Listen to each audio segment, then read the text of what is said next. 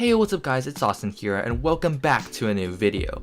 If you guys watched my previous videos, about a year ago, I posted a video about upgrading the RAM of my old laptop from 4GB to 8GB. But now, as games are more demanding in computing power, and I've been working on more stuff over time, the stock 500GB HDD is not only close to being full, but also its slow speed caused the whole laptop to feel slow in general. Having this HDD for over 6 years, it really starts to show signs of aging. As you can see in the task manager, the HDD usage shoots up to 100% even when doing simple tasks like opening a web browser. So if you guys haven't watched my previous video, my laptop that I currently use is the Asus 400CA. It has an i5 3317U, 8GB of RAM with the Intel HD 4000 integrated graphics. So what I'm going to do today is to upgrade this stock 500GB HDD to the SanDisk 1TB SSD using the Sabrent SATA to USB converter. Assuming that you want to move everything including the OS from your HDD over to your SSD, I would recommend these two programs to clone your OS onto your SSD. In this tutorial, I'll be using Macrium Reflect as an example. So plug in your SSD to the SATA to USB converter, and then plug the USB side onto your PC. After that, open up Macrium Reflect, select your boot drive and the other disk partitions that you want to clone, hit Clone this disk, and select your designated SSD drive. So quick tip, if your SSD isn't showing up, go to Disk Management, select your SSD, right click, and hit New Simple Volume, hit Next, and assign a random drive letter, and then format it as NTFS. After cloning, you can safely unplug your SSD, and now let's install the SSD to your PC. Unscrew the screws from the back cover and you should be able to see the location where the hard drive is located. Unscrew the screws that hold the hard drive and take the whole hard drive out. Now we have to unscrew the hard drive bracket and swap the HDD to our SSD.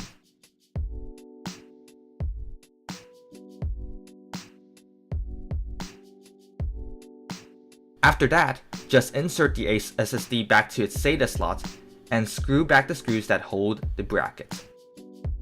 Put back the back cover and simply hit the power button to boot up.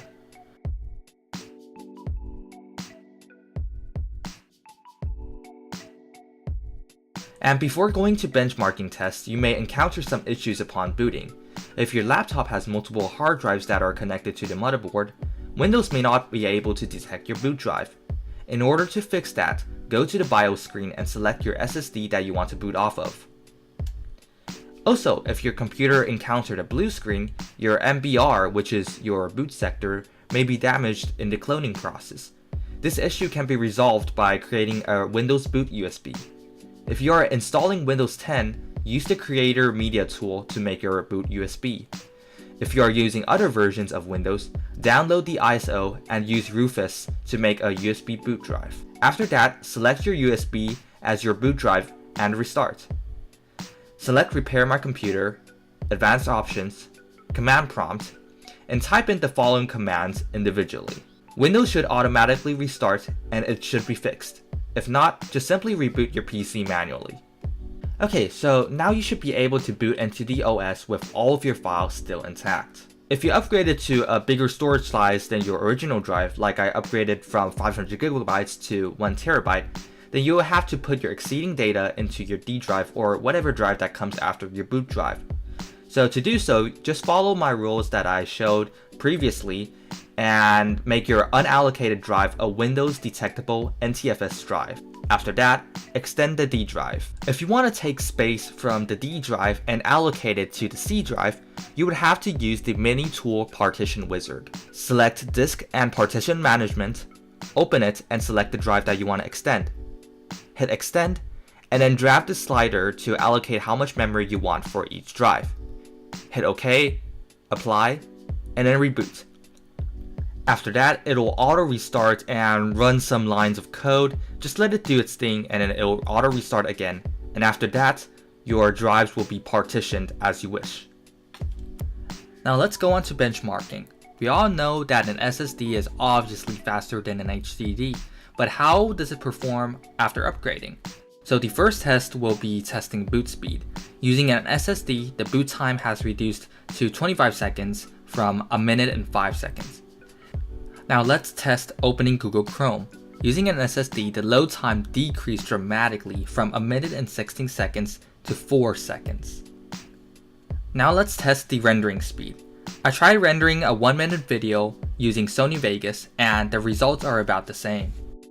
Now let's test the loading speed of League of Legends. So the loading speed has been slightly decreased from 48 seconds to 41 seconds. As for gameplay, I tested in medium-low settings.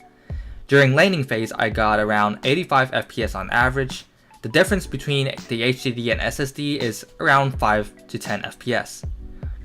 During team fights, the FPS drops to around 60 FPS, and the difference between the HDD and the SSD is around 5 FPS. Although I do not have many benchmarking tools, according to Crystal Disk Mark, the SSD speeds are way faster than an HDD. Indeed, loading applications and file transferring become way faster when using an SSD. However, game performance does not present a significant increase as games tend to use more CPU and GPU power. So that's pretty much it. Hope you guys liked this video. Feel free to comment down below if you have any questions, and don't forget to subscribe.